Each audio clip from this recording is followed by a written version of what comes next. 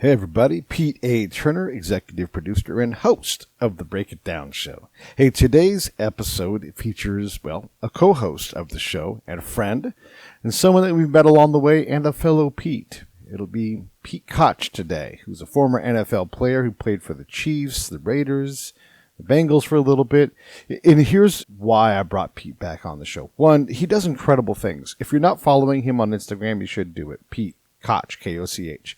And getting better 30 seconds at a time. He posts videos on Facebook. He posts videos on LinkedIn. You can find him all over the place. And what I find inspirational about Pete is here's a guy in his late 50s who's just absolutely in fantastic shape, is so knowledgeable about training and fitness and diet that you absolutely can be inspired to do those things that we're all trying to commit to doing. January 1st, we're going to get back to it. Of course, Pete would say, the best day to start working out was 20 years ago, but if not then today, right now, go get to work and do things. And you really can, in small steps, become truly more fit, more healthy.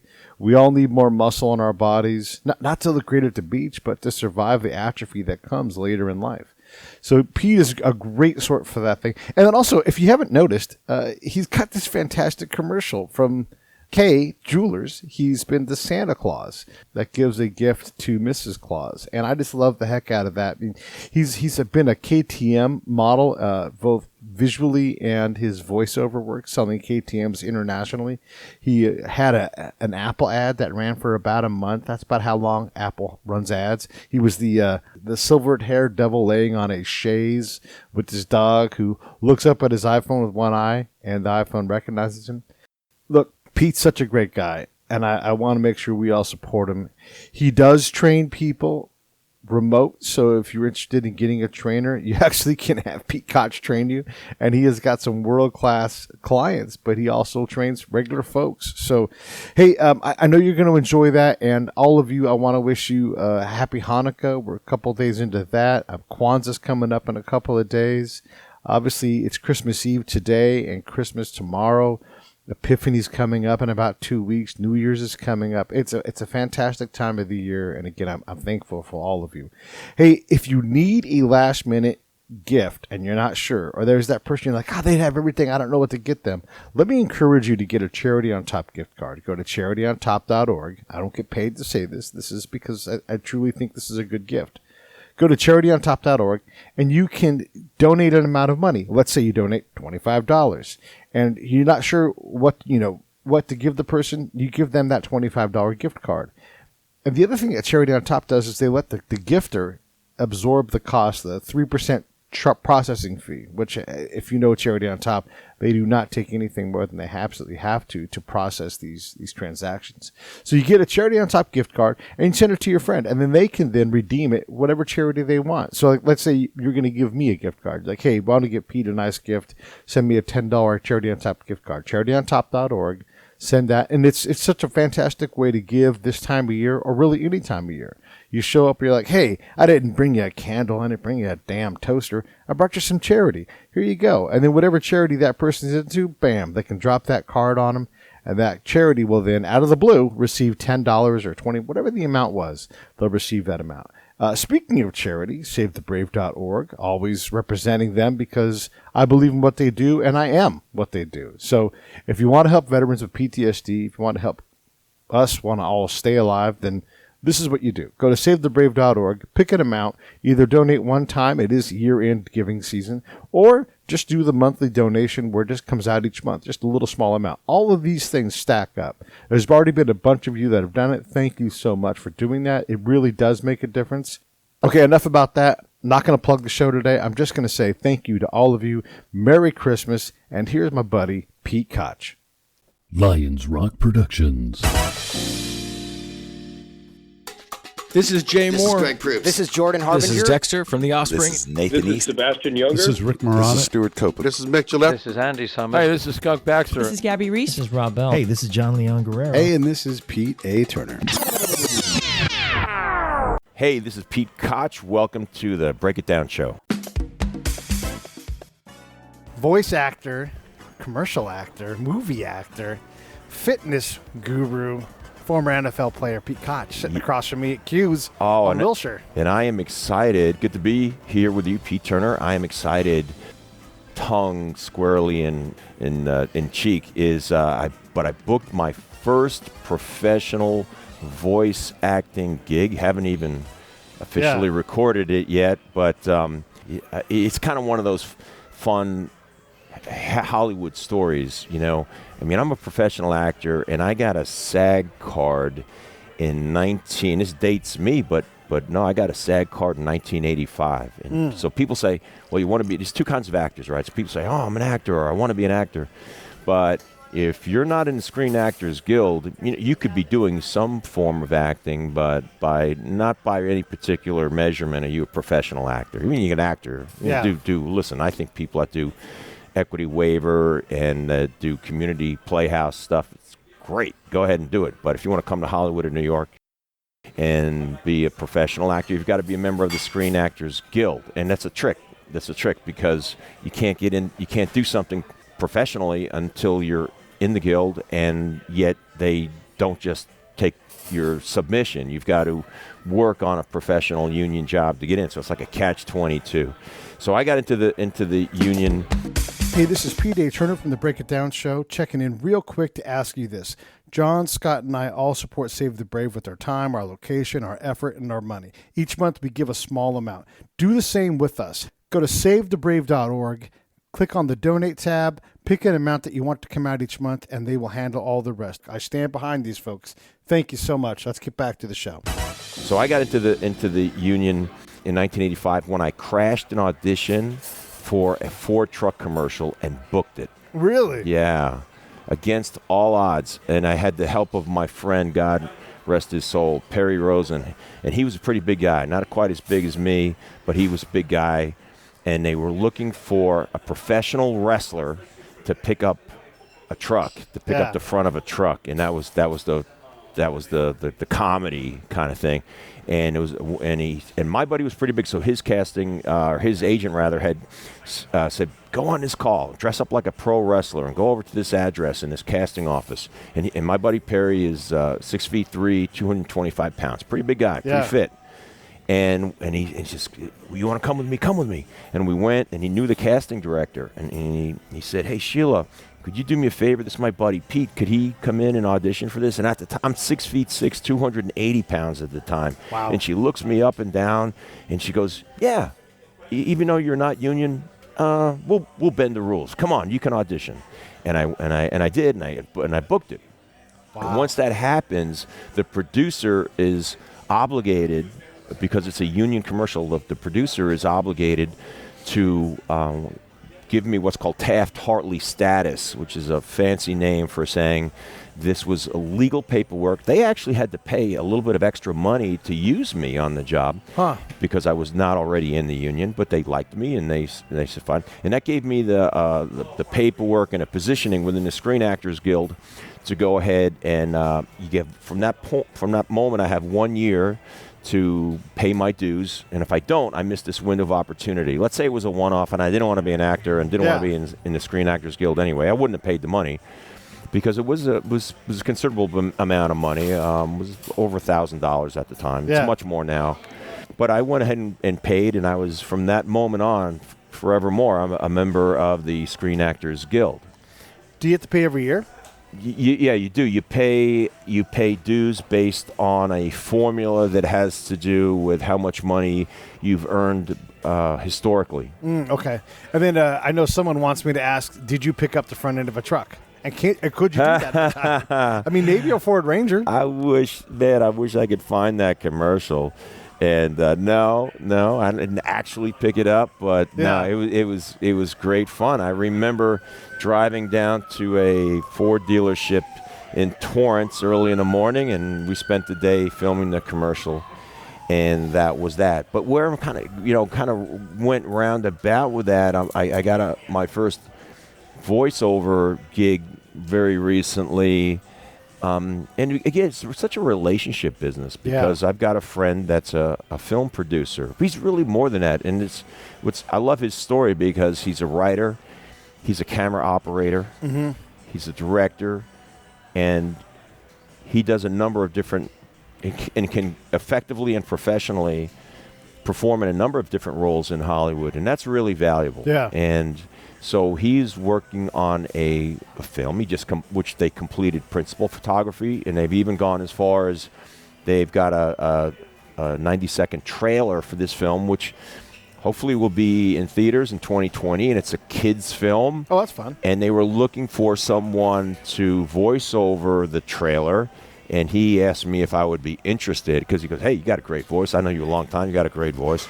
And I'm going to shortly, but I didn't have a professional voice actor, which is VA, voice acting. That's what they call it. I didn't have a professional voice acting reel, but he still gave me the chance to submit a demo for the role, and I got it. Yeah. Yeah, so good for me. And that's how you can that's how you always looking to expand your circle of influence. Sure. Like many, many different businesses. At the end of the day, it's a people business. You have work all the time. You just showed me your K Jewelers commercial, which is fantastic, by the way, Santa Claus. Thank you. But also you had your Apple commercial. You've got all these things. How hard do you have to work on a day-to-day basis? How hard do you – I mean, you have an NFL pension, and I'm not trying to say you're on Easy Street by any means, but you go out and you work. Are you too comfortable to be like a big success? Are you trying to be a big success?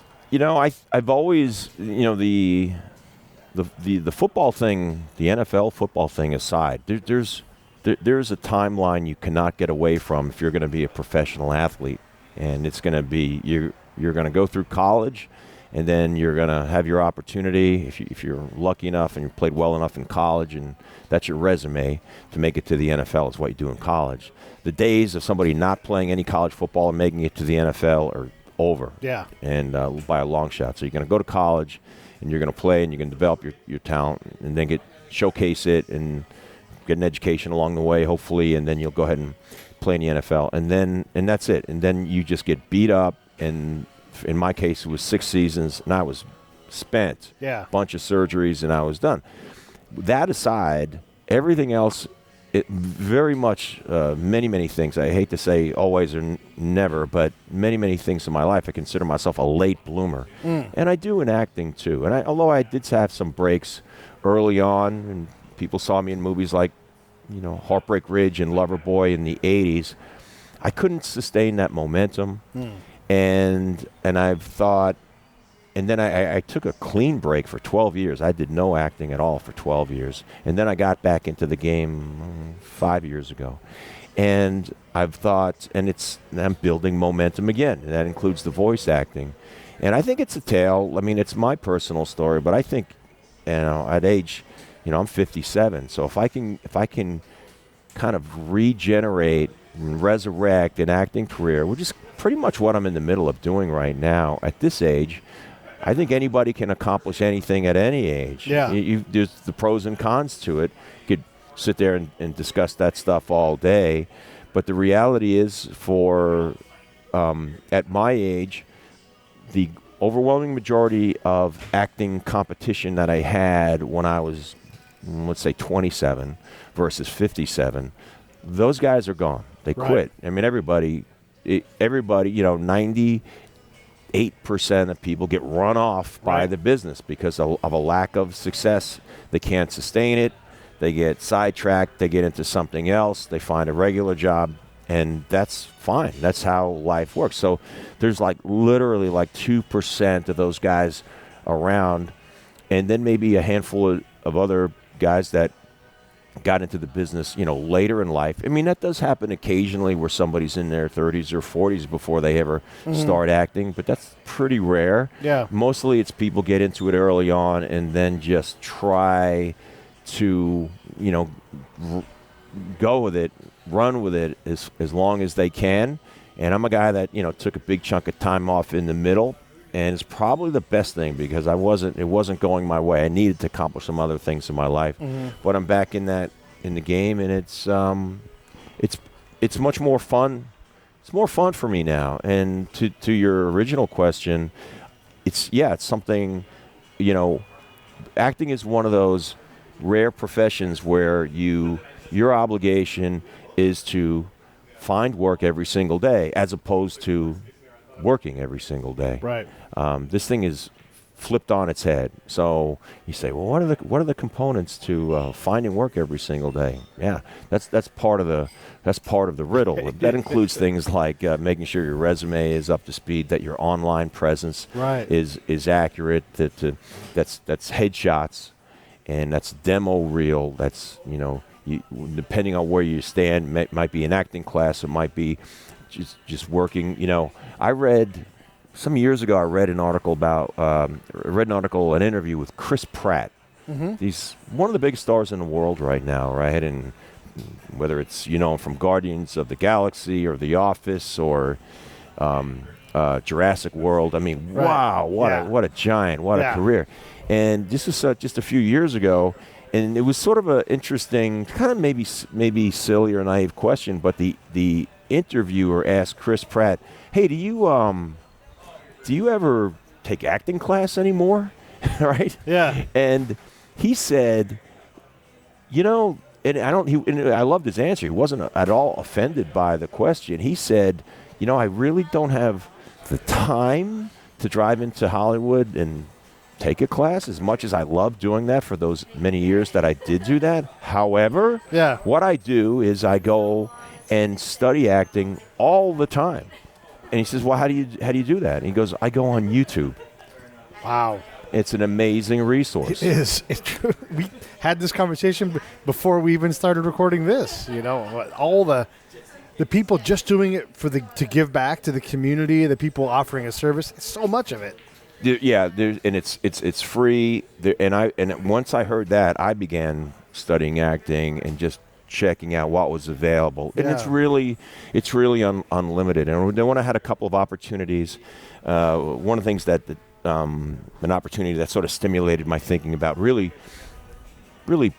seriously pursuing the voiceover acting is that I shot a series of commercials for a German motorcycle company several months ago. They flew me to Germany, and this company, KTM Motorcycles, and you can go to YouTube and just Google in KTM Motorcycles, and my commercials will come up. Just all kinds of commercials there for KTM. Beautiful bikes and a beautiful company, an interesting company. And I'm just a part of their campaign, which proved to be very successful. So this was my commercials are filmed in black and white, straight into camera, very edgy. And then all these, and that led to, talk about unintended consequences sometimes can be pretty nice. 2 months after I shot those commercials, the marketing company in Austria reached out to my representation in Hollywood and said, while Pete was on a set, we took some still photos of him, which I had completely forgotten about. Yeah. One of the producers came around with a professional camera, and he took some pictures of me. And he said, we decided that we're, looking at the images, we really love the way we love his look.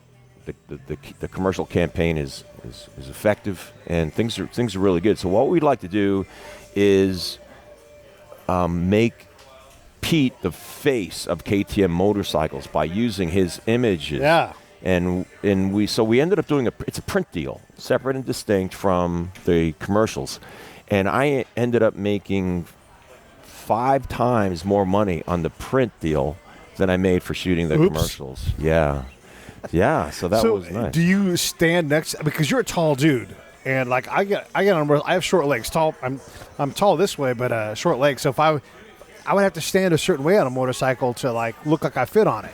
Well, that's true. The fact of the matter is that in my commercials, they have I'm not on a motorcycle. Okay. And they actually make big motorcycles, and they're beautiful, but it's clever. So they're using me as a person to talk to the audience about the motorcycle, and then they slam cut to pros ripping around a corner on the motorcycle competing, because the world champion in one category of motorcycle racing that I cannot recall the exact category of that style racing is KTM. It's a KTM bike, and he rides for Red Bull, and it's a KTM, and so when they slam cut to him ripping around a corner at 160 miles an hour, it's in full color.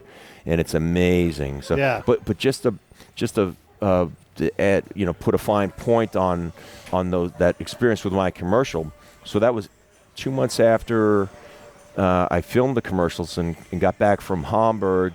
2 months later, they asked me to, which I had already done. I didn't even have to do a separate photo shoot. So I get a print campaign out of it.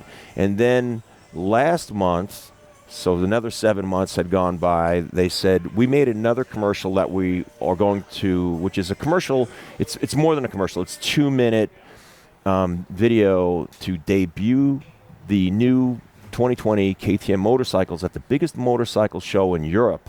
Wow. Which is in Spain. And we'd like Pete to narrate, to do the voiceover, because although won't be in this 2-minute video, it's only going to be shown one time at the Motorcycle Expo. But we know that folks will recognize his voice because they've been looking at his commercials for a year. Yeah. And so they hired me to do the voiceover, which I was able to do from a studio in Hollywood. Right. It was a little bit tricky, so I did it at, I don't know what time. It was pretty early in the morning, and the producer of the spot in Austria, it was late at night at his end, but he called me up, and we just did this we had the phone in the voiceover studio, and he would give me instruction of how he wanted me to do. It was quite a fair amount. It was like 3 pages of copy. And so he coached me along there how he wanted that to sound, and we had the sound engineer, and so we deliver to them what they want. We send an audio file to Austria. They edited that into the 2-minute reel, and everybody's happy. Wow. And what a neat thing to be able to pull that off and to be, at least for now, the face of a campaign for an entire brand. That's how many Pete Koches are there in Hollywood? I mean, you've got a certain role that you'll fill, whatever it is. Maybe it's Santa Claus in a Diamond commercial, but, maybe it's something else in a movie. When you show up in the casting room, are there 3 other people that do what you do, or?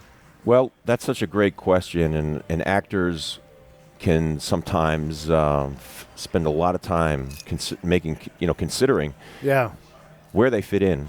Yeah. And how, not only where they fit in, but if they're not working as much, then trying to figure out, what do I need to do to work? And, you need, just undeniably, actors are competitive people. The people that are, right. And so you're going to, no different when I was playing defensive end for the Kansas City Chiefs, and I was constantly saying, how can I be a better pass rusher? How can I be more effective at playing the run? How can I? And that's everything, very technical stuff in terms from my stance, my alignment.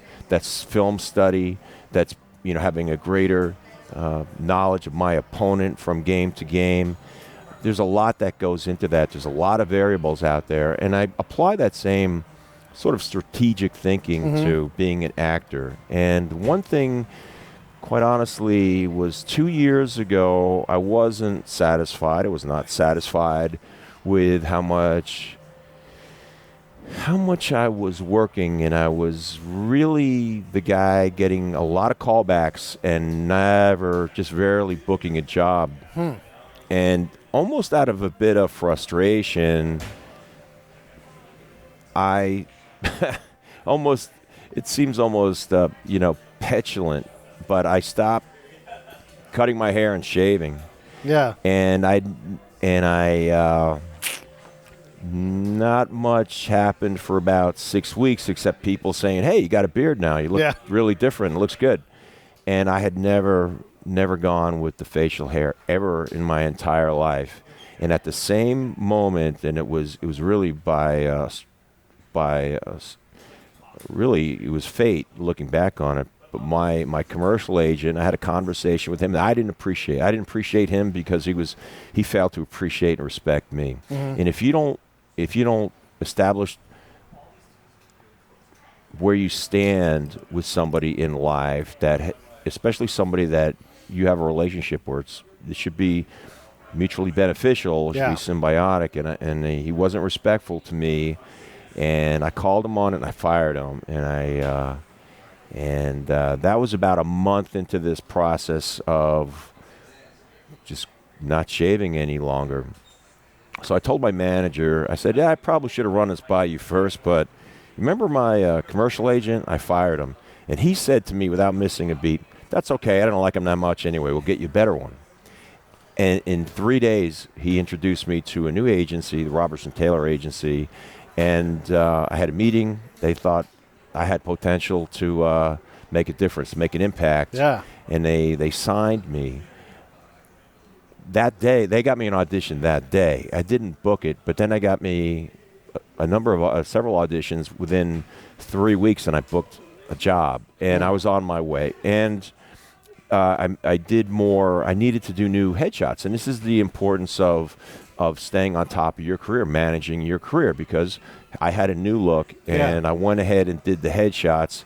I was referred to an excellent headshot photographer, and all the difference, all the difference was, it was becoming clear to me that making the adjustments to my look and capitalizing on that with really good photography was making an impact in how people not only perceived me, but there were desire to hire me. Right. Because I'm not in the business of making people happy. I'm in the business of working.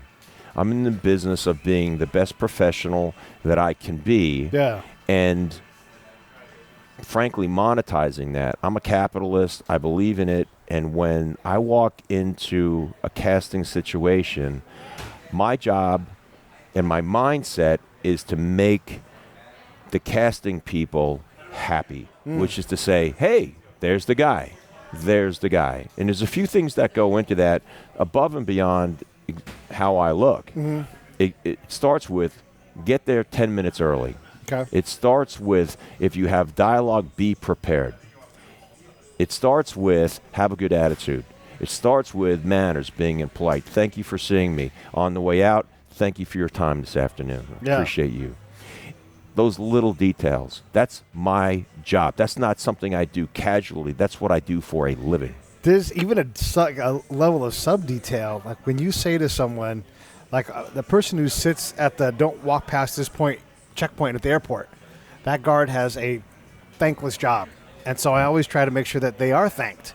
And I say, I appreciate you sitting here and keeping us all safe. I really appreciate it. You know, I don't say I appreciate you and walk by. Like, when I say those words, I remind myself, make this genuine. Slow down long enough to go, hey, Pete, I appreciate you driving here from across town to come here and hang out with me for a couple hours. Your time is valuable, And those things are differentiators. A friend of mine who's a real estate agent in Newport, he broke his career by sold a house, and the lady was on her own trying to get the family all set up. You know, she was the one doing everything, and she had a crib to set up. He's like, well, I'll throw your crib together. He didn't do it for any other reason than that's just how he is.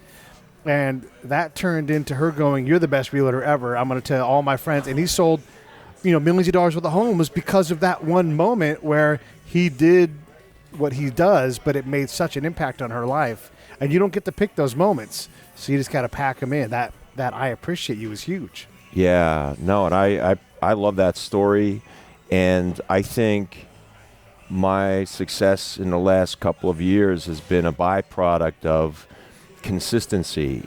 It's LA's got the worst traffic in the world.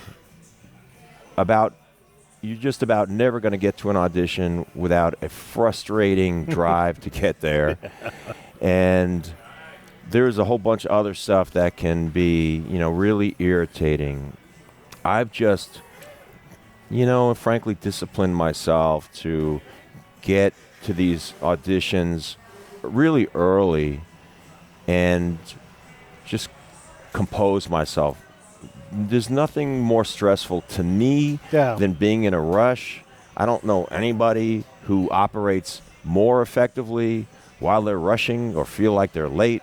It's not good. And so why not do something about it as much as you can within your control? Yeah. And the beauty most of the time as an actor is I can make my schedule. And so I just find that that's one of the keys. And I do some breathing and relaxation stuff. When I used to do it when I got into the lobby and the waiting area, and I've learned that, once out of every 4 or 5 auditions, by the time when you walk in there and you sign in, they say, "Hey, come on back. We're ready for you." Yeah.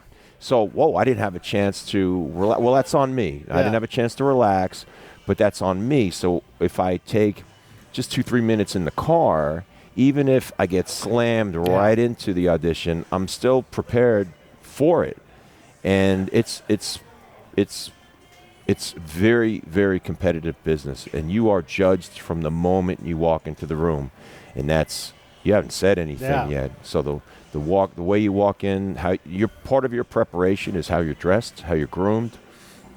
You just walk in the room, you just made that appearance, and what kind of mood you're in. Yeah. They don't care that you had an hour's worth of traffic that you weren't expecting. Nobody cares.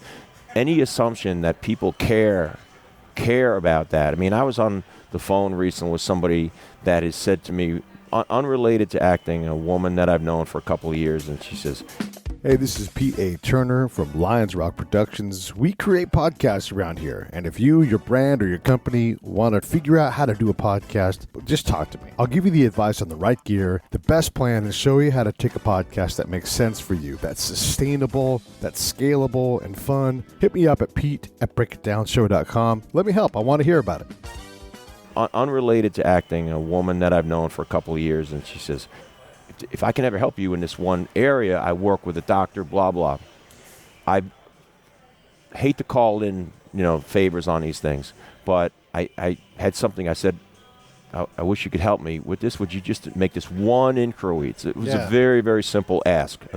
Listen, I know a complex ask from a simple one. It was a simple ask. And I called her 3 times and texted her before she called me back. Oh, boy. So, and this is a woman that, look, she wasn't doing charity work. This is what she does for a living, is to return calls from people like me. And then when I finally got her on the phone, the first thing she said was, "Oh, I've been very busy." Now, I'm not here to get into a negative conversation, but anybody who thinks that I've got any wisdom at all, let me just understand something. Nobody ever cares that you're busy. Yeah. Nobody ever. It never, ever works. So I've taken that phrase and eradicated it. I have scrubbed it from my vocabulary. Never, ever say, "Sorry, I'm busy." Nobody cares. What do you say? How can I help you? Okay. Move straight on. Yeah. Look, I'm human. I make mistakes. I'm not always perfect in getting back with you, but I just get right to business. Fair enough. Let's do it. Yeah, that's interesting. So could 1985 new SAG card, Pete, did he have that knowledge of look, I mean, in the NFL, sure, because you're going to watch film, but not in acting. You probably don't know these things. Did you have that ability to know? What you've heard. It's been said that athletes, in particular football players, more so for some reason than basketball or baseball or other athletes, tend to make good actors, and it goes all the way back to Alex Karras and Fred Dreyer, and there's a whole litany of and I'm blanking on some of the big names of some football NFL players that have done very well in the acting business, and the Dwayne "The Rock" Johnson played Division I college football, these types of things. And I think one of the reasons for that has zero to do with the technical part of acting to get into the character preparation or the technique, the various techniques, the Meisner technique, or the various techniques you could talk about, sense memory, these types of Strasbergian, has nothing to do with that, because football players couldn't know anything about that. It's a very specific, acting is a very specific, art form of its own. However, what football players do know is how to show up to a meeting 5 minutes early every time, without fail. Right. And to keep your mouth shut, to chew with your mouth closed, to pay attention, and take notes. You learn how to take notes. Yeah. It's so complex, especially the NFL. It will fly past you, and you'll get quizzed like, why you lined up there? What are you thinking? And that doesn't last long. Yeah. There's just no room for that. And it's embarrassing anyway. And if you don't think your peers know when you don't know what the hell you're doing because you weren't paying attention in a meeting, they know. Yeah. They know. Yeah. Very, very competitive, most competitive creatures on the planet are sitting there in those meeting rooms, and they're just chomping in the bit in the meeting room to get the equipment on and go get to it. And if you're lined up in the wrong place, there's no, everybody wants to get their stuff off. Yeah. They want to show how good they are. And if you start out, the first thing you got to do to make a play, there's a order of operations in football, right? Come out of the huddle. What's the first thing you got to do? Let me tell you. Line up in the right place. Yeah. Now, look at 11 men lined up against 11 men on a football field that's 53 and a quarter yards, 53 and a half yards wide and 100 yards long. 11 lined up against 11. Do you understand how many mathematical variables there are into alignment? And then that's not even getting into multiple. We'll talk about the offense for a second. Multiple formations and then motion, right? I don't know that anybody's able calculated how many incredibly number of permutations of alignments. Yes. And I was a defensive player, so the offensive players dictate where the defensive players are going to line up by changing the alignment or using motion. So if you don't know where in the hell to line up, you are never going to be an outstanding player. You're handicapping yourself right away. So you got to know what you're doing. You must be paying attention. And it all gets done in these meeting rooms and these film sessions and these chalkboard or whiteboard sessions. And that's what football players know how to do. And so the football players know how to get to their audition on time. They know how to be prepared. And from there's a shift, in that audition room to the real art of acting. And if you think it's easy, just go ahead online. You can go to a million different websites and pull up scripts or little portions of scripts that actors audition with. We're called sides. Yeah. And go take a look at sides and then just print it out or look at it on your phone and go get a scene partner and try it for yourself. Yeah. See how good it comes out. See how good it sounds. Go ahead and set up a little camera phone and do a scene with a friend or do a monologue. If you're by yourself, go ahead, do a monologue. Yeah. Or do a scene. Do Quint sitting at the the table in the boat in Jaws. Yeah. You can find that very easily by Googling that scene from the original Jaws and Quint's monologue about the USS Indianapolis. Go ahead and give it a shot. Yeah. Good luck. By the way, Robert Shaw had to do that scene twice because the first time he's like, well, I may as well do it drunk. And he's like, that was garbage. Yeah. Yeah. Did it again. Yeah. Another thing, too, about the football thing, and all when you're at this level and you're in the big leagues, this is L.A., he was talking about when he goes to hit a hole. This is Jerome Bettis, right? He's not looking at what the defense is doing. He's looking at the back of the offensive lineman's legs because he'll infer from that where he needs to go. And, his style of running was to hit the line hard as far ahead as he could and then either bounce out and break it or just fall ahead for 3 yards. And I'm not trying to minimize his role, but he knew how to do that, and he could look at the leg orientation and go, that's my soft spot right there. That guy's got to push, and then that will create my opportunity. But he knew specifically what to do, and this is in one kind of play, obviously, too, right. Running off tackle or off guard, whatever. But that's how detailed and where his focus was. It wasn't on where the safety was. It wasn't, all of these things. And that has to correlate to acting, too, like where you're just trying to focus in on, like, I'm doing a commercial. That is this thing. I'd call that paying attention to your environment, and I would call that reacting. So there's action and a reaction, and in a sort of global consideration of the game of football, the offense is acting and the defense is reacting. Undeniably, there's much truth to that. And in acting, most acting is a matter of exchanging. normally two actors, but it could be a group of people sitting there talking to each other. And then, of course, there's even Quint's great monologue is understand that he's certainly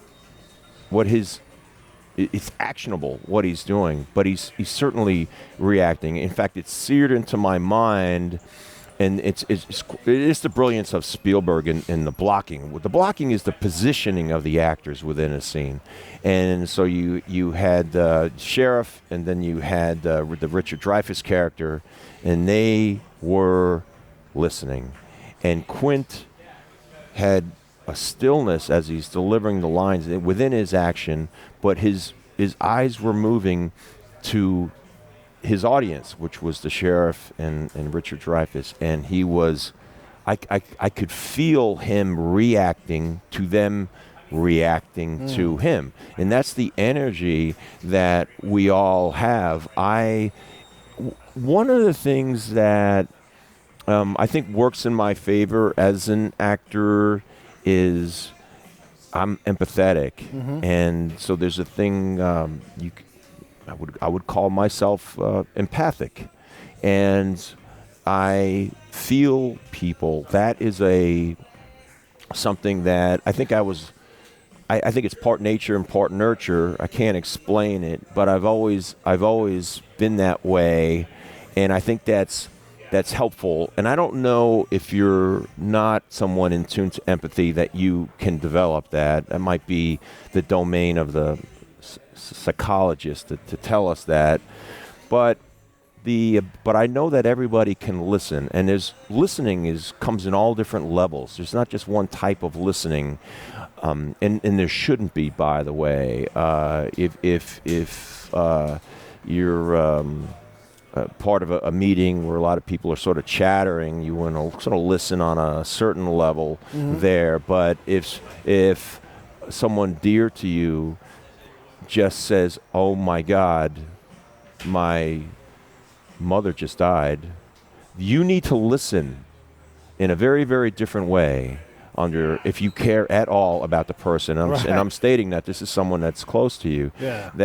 So there's all different kinds of listening, and and the listening is reflected in your reaction. So there's the reaction. And football would be on the defensive side, but there's no sport. I mean, although I do think acting is a bit of a sport, and there's some great actor friends that I know and work with, Benicio del Toro, who's been a friend for a decade.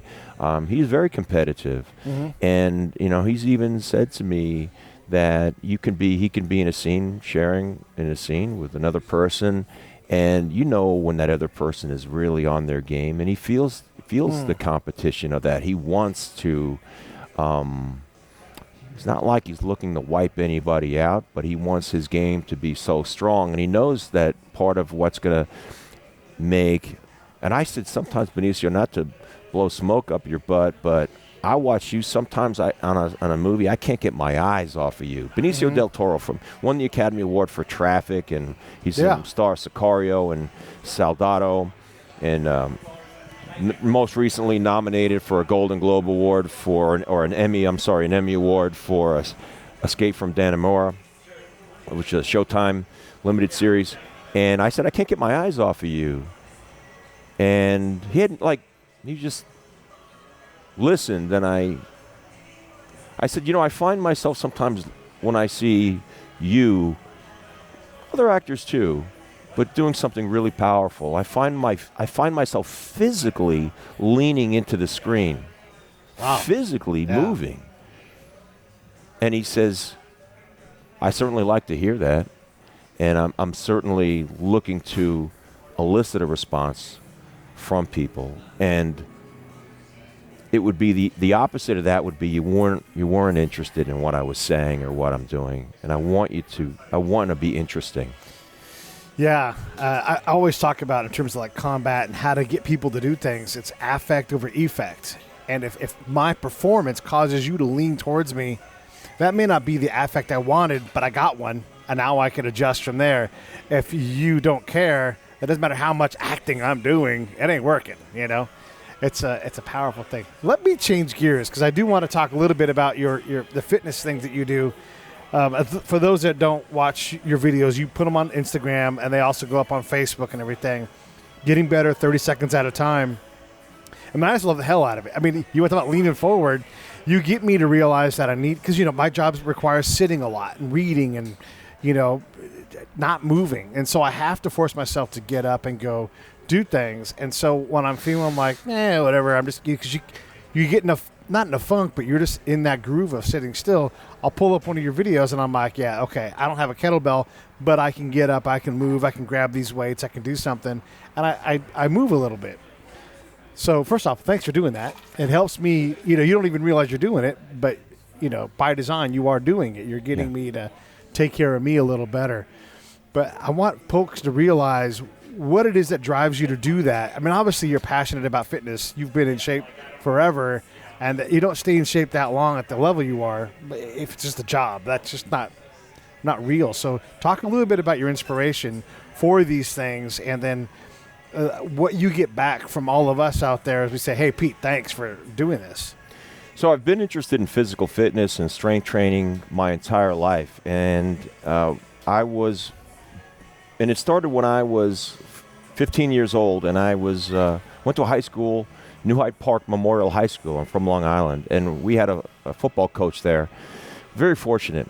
We had co-head coaches, and one of the two head coaches, they were both outstanding. And one of them, Geoff Calhoun, had played his college football at the Naval Academy. He was a center. John was a center, and his quarterback was Roger Staubach. Okay. He won the Outland Trophy, and then served in the Navy, and then won I believe 2 Super Bowl championships with the Cowboys. Right.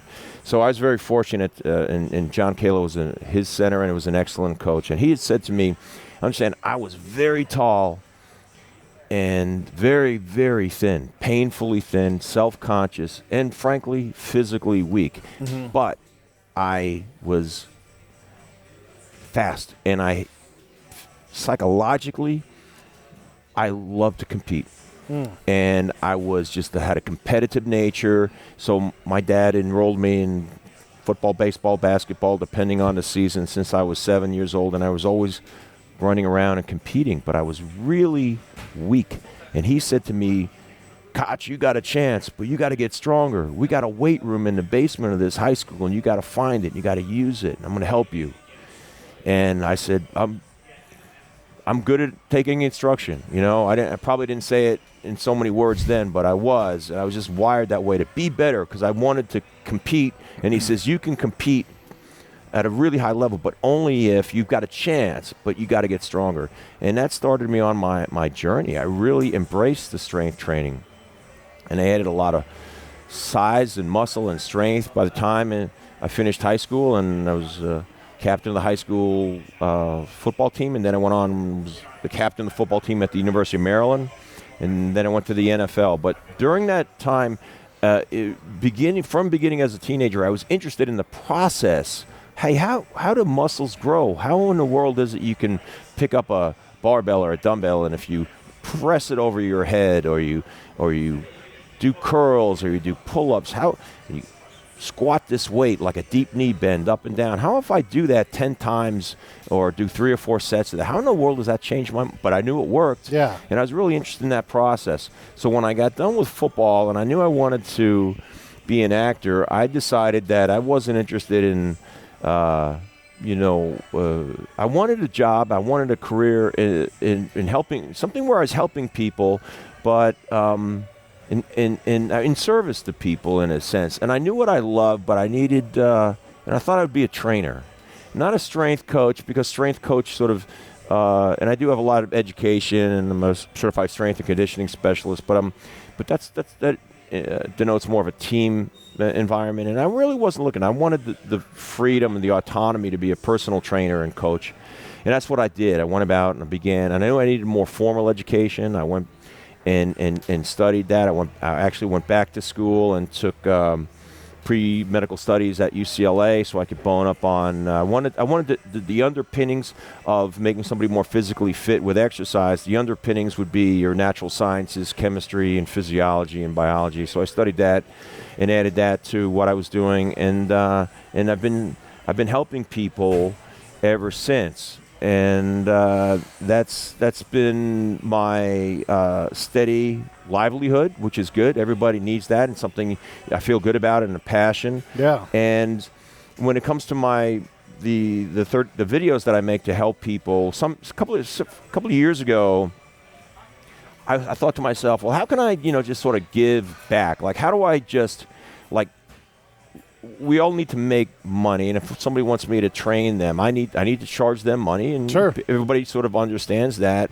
But boy, oh boy, every personal trainer listening knows that how many people I've met that say, well, I'd love you to help me, but I don't have the money. And so I thought, I wasn't so much concerned with hearing that, but I thought around that same time I had read a quote. It said, try not to be so much a man of wealth, but rather a man of value. Yeah. Okay, and that's Albert Einstein. Try not so much to be a man of wealth, but rather a man of value. So I thought, how can I deliver value to people? No cost, no obligation. I have a head full of this stuff and a heart full of it, passionately. And so I decided to make a video where I just gave somebody some pointers on how they could increase safely their level of physical fitness through strength training and sometimes cardiovascular training, could be stretching even sometimes. And using social media as my platform, I thought I would deliver these bits of information 30 seconds at a time. So I call it Making You Better 30 Seconds at a Time. Yeah. And I offer it to people on Instagram, Facebook, and LinkedIn. And so that's been something I've been doing a couple years.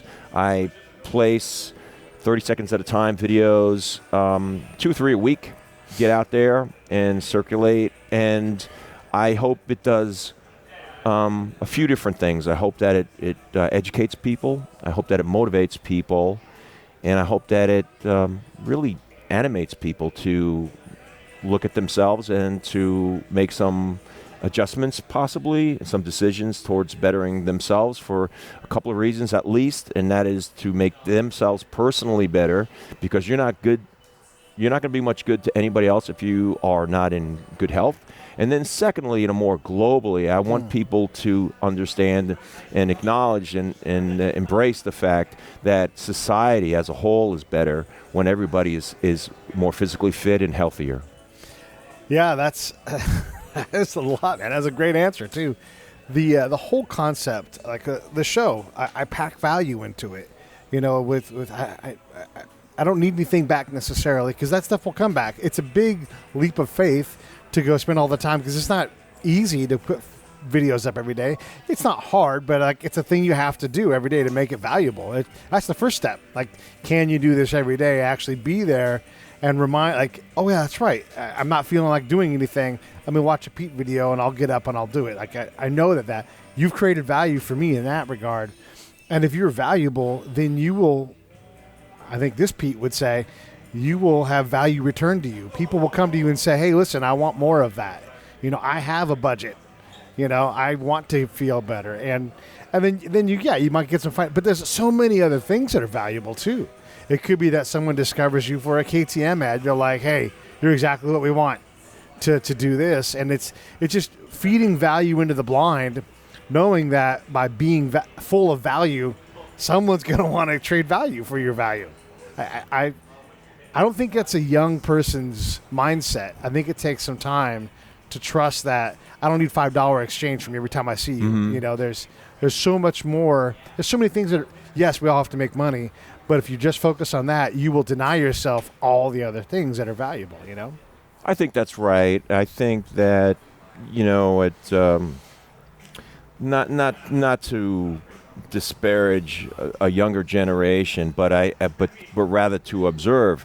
I follow, like many other people, particularly I'm interested because of my interest in physical fitness. For some reason, it's fitness where I see a lot of young fitness enthusiasts or fitness professionals and trainers that I follow, that many of them are offering their version of philosophy, their version of, much more so than how to a practical implementation of a physical fitness program. They're offering, and it's for some reason it's more times than not it's women, and they're offering their philosophy about life.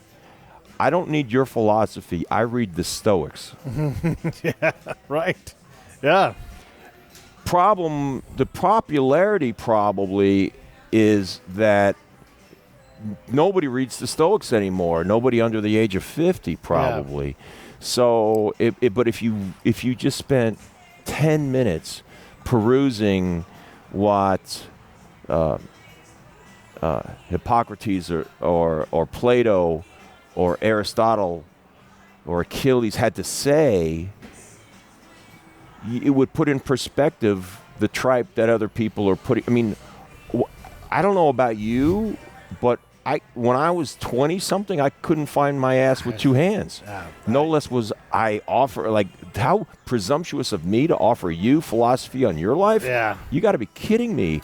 And I've still yet to meet a 20-something that can offer me anything that way. That's not personal. It's just it doesn't work that way. I'm trying not to say anything negative about a younger generation because I don't want to be the angry old man either and set us on that path. But you're right. I have laughed out loud at a young 20-something-year-old fitness model. Like that, to me, yes, that's soft porn. And look, maybe you're going to be, but if you're going to be fit, be fit. Don't just be young, and then, not talking to me apparently with your wisdom, the person I'm looking at, but learn something first, spend some time, anyhow. I love your videos. I love that you're out there creating this valuable moment. And like I said, you definitely change how I see things. What do people who want to take the next step and they want your advice on eating, on being fit, on stoicism? How do they reach you? What's the best way? Well, I encourage people to find me on Instagram. It's pretty simple. Pete Koch, Petekoch, or LinkedIn. And I'm also on Facebook, but I'm just about maxed out on that all the time. Yeah. So, but that would be like a third option for you. Yeah, just take a look at what I'm doing. Yeah. If it resonates with you, I'm easy to get a hold of. Yeah. Through either one of any of these social media platforms, make it easy to get a hold of. Or I've got a website. It's funny. Websites are sort of going away, but they still hang around. They have a function. Yeah. And mine does too. But you can. I'm pretty good at if you send me a message that is rational. Yeah. It has a question. Odd to me why some people will write paragraph after paragraph about themselves, but there's no question in it. Yeah. So I'm not sure. I don't normally respond to those without a question. But if you have a question for me, I'm glad to answer it. More times than not, I will get back to you on that. And I also help people with their physical fitness and their nutrition from a distance that's what online training is for. Yeah. That's the beauty of it. We can talk on the phone. We can exchange emails. I can understand. Think of it in these terms. Easiest example is from a physical fitness standpoint. A lot of people go to the gym and chronically, and they don't see the results that they're looking for. This is a ubiquitous problem. Probably 80% of everybody that is at your local gym is not seeing the results that they had hoped for. There's a reason for that. More times than not, there's a reason for that. And that is there's a flaw in your programming. Programming, let me just condense this very simply. These are the decisions that you're making when you go to the gym. Let's take the big category of strength training, which is particularly important to women. because they're at a greater risk for osteoporosis and other debilitating diseases as they get older, and they fail to keep the strength of their muscles and their bones. And so you would and then the other gross category would be cardiovascular exercise, something that makes us breathe heavy and sweat. So the programming starts with, hey, what exercises, by the way, are you doing? My gosh, you walk into a big commercial gym, there's hundreds of machines, not to mention the hundreds of exercises that you could choose to do with barbells and dumbbells, or should I use the cables, or what about I heard the exercise bands are good. What should I do? And then you say, well, how many sets should I do? And once I've decided that, how many repetitions should I do? Should I do them fast or slow? I heard that to do them fast on the way up or slow on the way down. Or how much time should I rest in between the sets? These are collectively called acute exercise variables. And these are this is once you've decided what exercises to do. Oh, by the way, what order should you do them in? How many days a week should you work out? Right. All of this stuff. This is all a matter of programming. And if you think you've got your programming down, good for you. Yeah. I applaud you. If you think you might have a problem with your program, if I've highlighted something for you or put a microscope on something that maybe you're not quite, I'm asking you, do you have the rationale if I challenged you in a polite way to say, why are you doing that exercise? And why are you doing it for that many repetitions or sets? If you have an answer you feel comfortable with and it's working for you, you're home free. Yeah. If it's not working for you and you don't even know why anyway, right, I can help you. Yeah. Okay. I love it, man. I love it. Yeah, and just in general, thanks for doing these with me. I just get a kick out of times when we get to hang out and the people we get to meet, and it's just, again, value, right? Like, this is valuable time. So I appreciate you, and I appreciate all you're doing for everybody with the working out. It's marvelous. I just think it's great. Well, I appreciate you, Pete Turner. We're breaking it down, Yeah, and it's been my pleasure. I appreciate you.